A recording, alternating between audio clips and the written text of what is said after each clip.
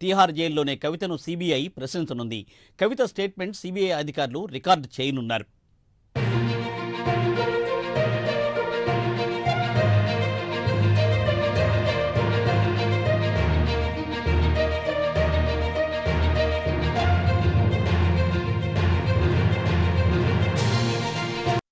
Right, దీనిపై మరింత సమాచారాన్ని మా ఇన్పుట్ ఎడిటర్ రాజేంద్ర అందిస్తారు. రాజేంద్ర, ఇవాళ లిక్కర్ స్కామ్ లో, ఢిల్లీ లిక్కర్ స్కామ్ లో ఇవాళ కీలక పరిణామం చోటు చేసుకోమని చెప్పవచ్చు.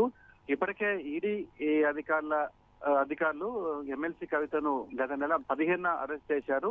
ఆ తర్వాత ఈడీ కోర్టులో ఆమెను హాజరుపరిచారు. విచారణ నిమిత్తము కస్టడీ తీసుకున్న తర్వాత కస్టడీ ముగియడంతో ఆమెని జ్యుడిషియల్ రిమాండ్ కు తిహార్ జైల్లో ఉంచారు. అయితే తాజాగా ఇవాళ ఇదే లిక్కర్ స్కామ్ కేసులు ఇప్పటికే సిబిఐ కూడా విచారణ కొనసాగిస్తుంది. గతంలోనే 10,000 పేజీలతో కూడినటువంటి ఒక ఇప్పటికే రిమాండ్ రిపోర్ట్ ఇప్పటికి ఇచ్చిన నేపథ్యంలో ఇవాళ మరోసారి విచారించాలని చెప్పేసి రౌస్ రెవెన్యూ కోర్టులో సిబిఐ అధికారులు ఒక పిటిషన్ వేశారు. దీంట్లో ప్రధానంగా లిక్కర్ స్కామ్ లో ఇప్పటికే ఈడీ అధికారులు కూడా కవిత పాత్ర కీలకంగా ఉందని చెప్పారు. మరోవైపు సిబిఐ అధికారులు కూడా విచారణ చేస్తున్న నేపథ్యంలో గతంలోనే పలుమార్లు కవితను ప్రశ్నించారు.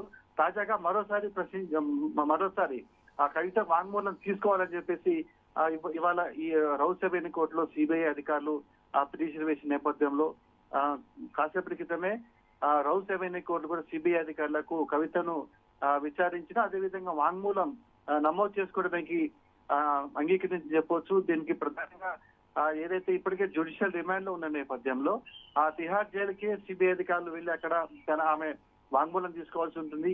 దీంట్లో ప్రధానంగా కొన్ని సూచనలు కూడా చెప్పినట్టు మనకు తెలుస్తుంది కోర్టు. ముఖ్యంగా ఎవరైతే సిబిఐ అధికారులు కవితను విచారించేదానికంటే ముందే ఒక రోజు జైలు సంబంధిత జైలు అధికారులకు సమాచారం ఇవ్వాలని చెప్పేసి దాంట్లో సూచించారు. అదేవిధంగా ఒక మహిళా కానిస్టేబుల్ తో పాటు కూడా ఖచ్చితంగా విచారణ సమయంలో, వాంగ్మూలం సమయంలో ఉండాలి అని చెప్పేసి కూడా అధికారులు సూచించారు.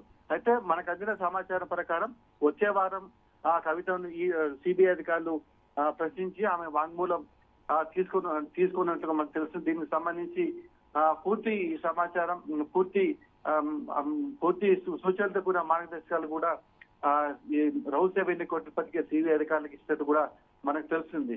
ఏదైతే ఢిల్లీ లిక్కర్ స్కామ్ లో ఒకవైపు ఈడీ అధికారులు, మరోవైపు సిబిఐ, ఈ రెండూ కూడా విచారణ వేగవంతం చేశామని చెప్పవచ్చు. ముఖ్యంగా 2022 డిసెంబర్ లో మొదటిసారిగా ఈ కేసు ఫైల్ అయిన తర్వాత సిబిఐ అధికారులు కవితను ఆమె నివాసంలోనే ప్రశ్నించారు. ఆ తర్వాత ఢిల్లీకి ఈడీ సిబిఐ కార్యాలయం కూడా పలుమార్లు ప్రశ్నించారు.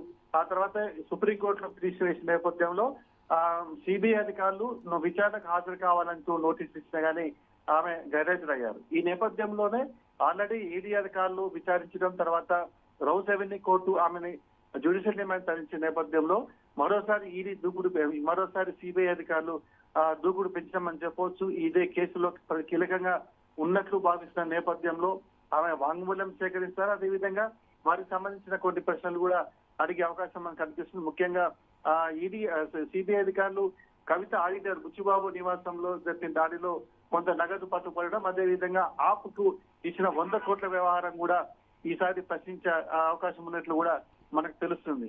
అయితే వచ్చే వారం సిబిఐ అధికారులు తిహార్ జైల్లోకి వెళ్లి అక్కడ ఆ కవితను ప్రశ్నించే అవకాశం ఉన్నట్లు మనకు తెలుస్తుంది. అదేవిధంగా ఆమె వాంగ్మూలాన్ని కూడా సేకరించే అవకాశం ఉన్నట్లు కూడా మనకు తెలుస్తుంది. Murthy, thank you Rajender, thanks for the updates.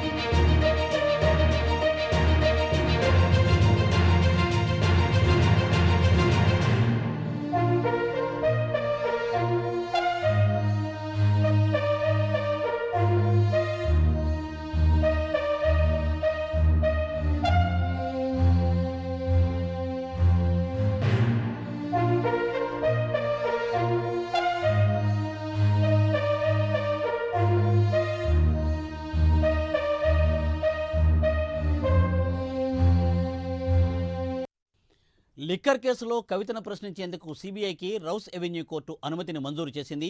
Tihar జైల్లోనే కవితను సీబీఐ ప్రశ్నించనుంది. కవిత స్టేట్మెంట్ సీబీఐ అధికారులు రికార్డు చేయనున్నారు.